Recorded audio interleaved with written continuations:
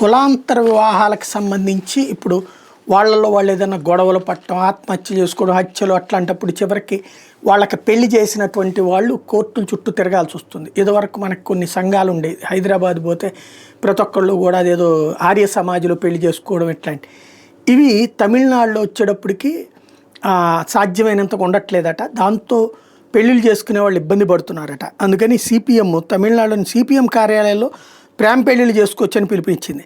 తమిళనాడులో పరువు హత్యలు జరుగుతున్న నేపథ్యంలో వాటి మీదన ఈ విధంగా మేము స్పందిస్తున్నామని చెప్పుకొచ్చింది. కులాంతర వివాహాలు చేసుకునేందుకు ప్రత్యేక ఏర్పాట్లు లేవు. ప్రేమికుల కోసం మార్క్సిస్ట్ కార్యాలయాలు తెరిచి ఉంటాయి.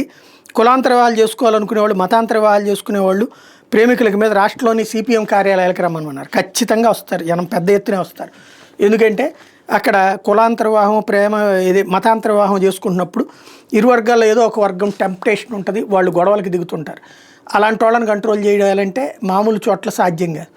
కాబట్టి పార్టీ కార్యాలయాలకు వస్తారు, పోయేదేం లేదు వాళ్ళకి. వీళ్ళే భోజనాలు కూడా ఏర్పాటు చేస్తారు కాబట్టి.